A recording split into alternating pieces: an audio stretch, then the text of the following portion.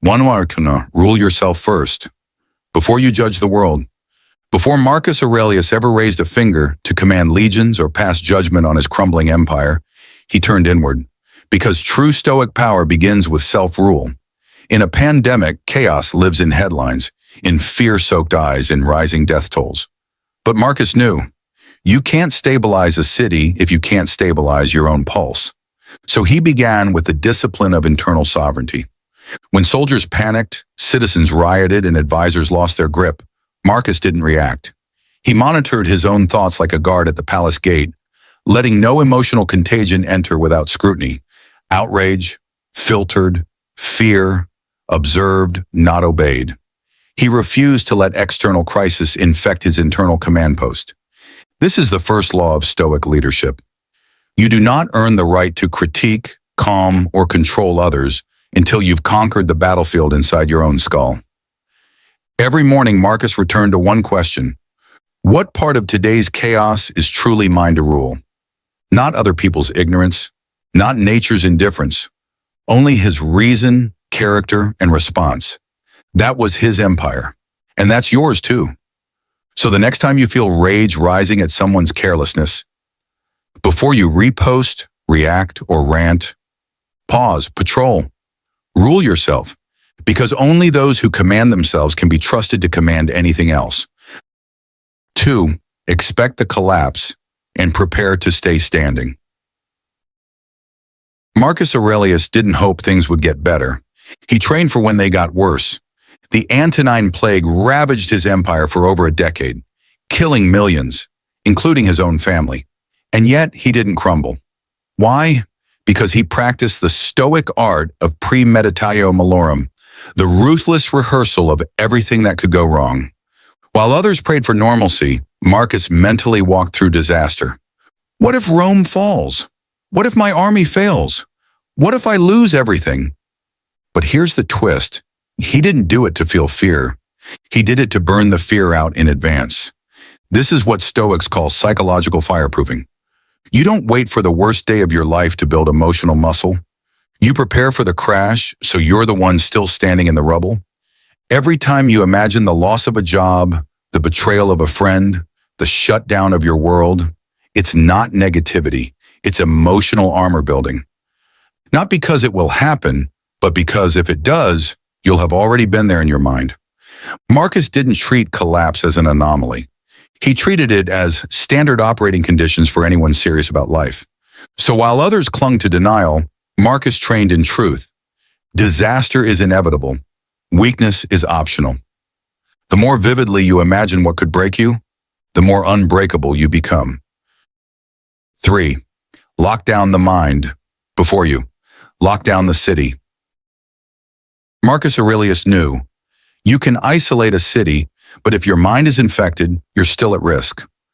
During the Antonine Plague, cities were shut down, temples closed, and travel restricted. But the true contagion wasn't just the disease, it was panic, rumor, and mental erosion. Marcus didn't just implement external restrictions. He practiced inner quarantine.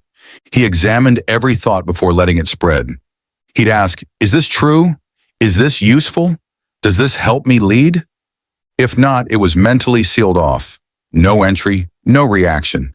This is the Stoic twist. The real lockdown starts with your own mind.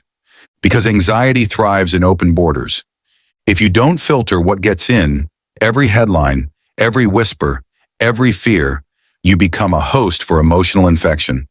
While crowds hoarded supplies and spiraled into despair, Marcus practiced cognitive distancing.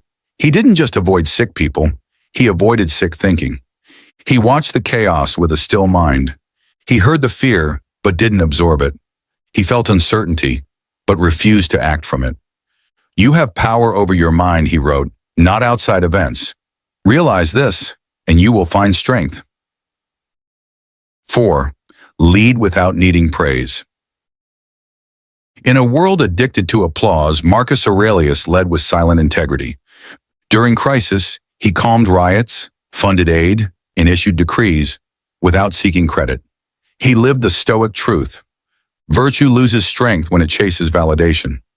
Marcus didn't perform goodness, he practiced it. quietly, consistently.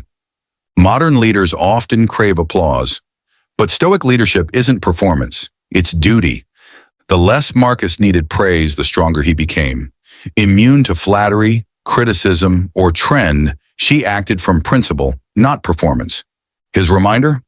Do the right thing. The rest doesn't matter. Even if no one sees, even if they blame or forget you, ask yourself, would you still do the right thing if no one ever knew? If yes, you're leading like a Stoic, unseen but unshakable. 5. Accept the uncontrollable.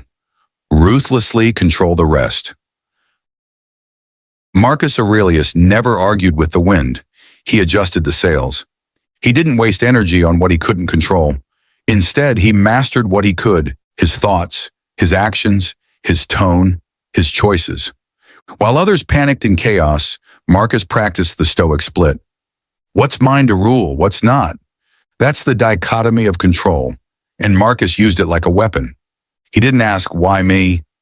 He asked, what now? The twist? When you stop resisting fate, your focus sharpens. You stop scattering your energy and start owning your power. This isn't surrender, it's strategic control. So in moments of crisis, ask, is this mine to command? If yes, act with clarity.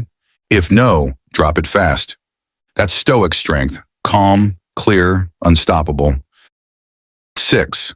Find strength in service, not survival. Most people, when crisis hits, shrink. They hoard, hide, and make life small, hoping to survive. Marcus Aurelius did the opposite. He didn't retreat from the plague, even when nobles fled. He leaned in, not because he wanted to die, but because he believed in something bigger than his own heartbeat. Survival is primal, but service is Stoic. And here's the twist. Helping others isn't weakness. It's weaponized resilience. Service gives you clarity. It simplifies the noise. It turns panic into purpose. Because when your energy is directed outward, you stop obsessing inward. Anxiety starves.